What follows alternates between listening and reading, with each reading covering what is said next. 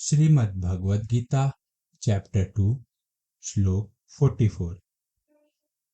भोगेश्वरय प्रसक्तानात्तयापहत चेतसां व्यवसात्मिका बुद्धि समाधो न विधीयते।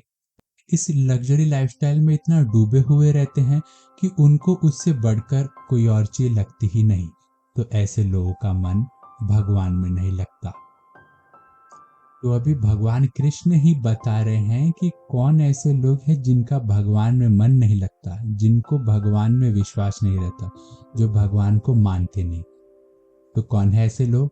जो अपने इंद्रियों का भोग करने में जिनका रहता है मन, कि जिसको वह लग्जरी लाइफस्टाइल जीना है, कि जिसको सिर्फ आराम करना है, जो अपने शरीर को आराम देना चाहता है, जो अपने मन को आराम देना चाहता है कि ड्रिंक करूँ, पार्टी करूँ, स्मोक करूँ तो उनके मन को आराम रहेगा।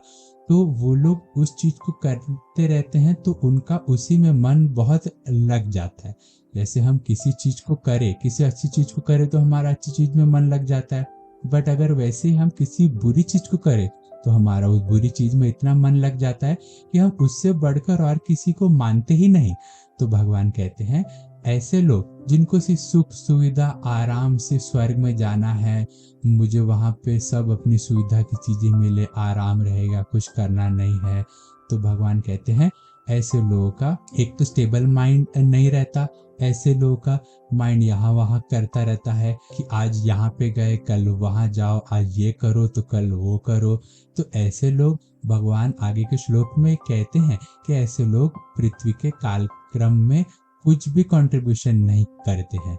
उनको कंट्रीब्यूशन की तरफ भी ध्यान देना चाहिए, ना ही किसी लग्जरी लाइफस्टाइल सुख भोग की तरफ कि हमेशा उसी के बारे में मैं सोचूं कि कितना ज़्यादा मैं पैसा कमाने के बारे में सोचूं, 24 घंटा में कितना ज़्यादा मैं कमा पाऊँ, कितना और प्रॉफिट कर पाऊँ, कितना ये कर पाऊँ। तो ऐसे जो लोग रहते हैं उनका माइंड स्टेबल नहीं रहता। तो भगवान कहते हैं कि ऐसे लोगों का भगवान के प्रति आसक्ति विश्वास नहीं रहता है।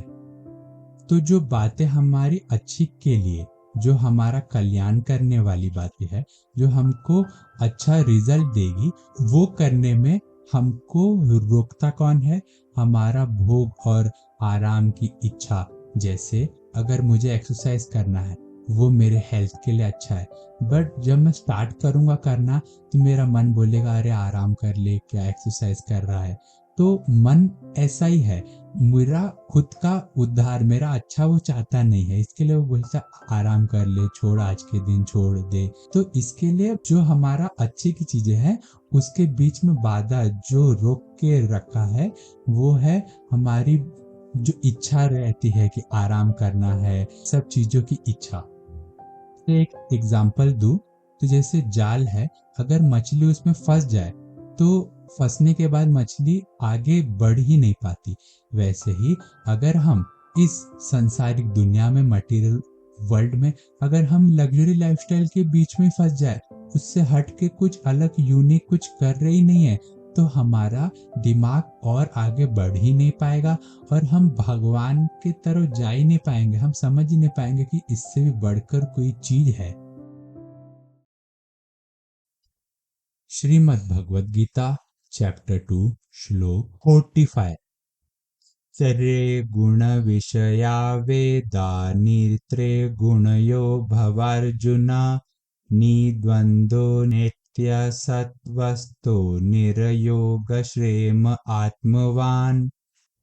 तो भगवान कहते हैं कि हे पार्थ, वेदों में इस मटेरियल वर्ल्ड के, इस संसारिक दुनिया के बारे में 3 गुण बताए गए हैं। मतलब इंसान में 3 गुण रहते हैं।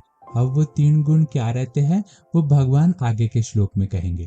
तो भगवान कहते हैं कि तू इन तीनों गुणों से अपने आप को ऊपर उठा और तू सब लाभ हानि, प्रॉफिट लॉस, सुख दुख, हैप्पीनेस सैडनेस, इन सब से आजाद हो जा, ताकि तुझको ये सब फील ना हो, ताकि ये सब तुझको डरा ना सके, तुझे भयभीत ना कर सके, तू इन सब से डर ना सके। और तू आत्मपरायण बन, परमात्मा को जान, तू समझ कि इससे भी बढ़कर एक शक्ति है, तू आत्मा को जान, तेरे अंदर जो आत्मा है तो उसको समझ।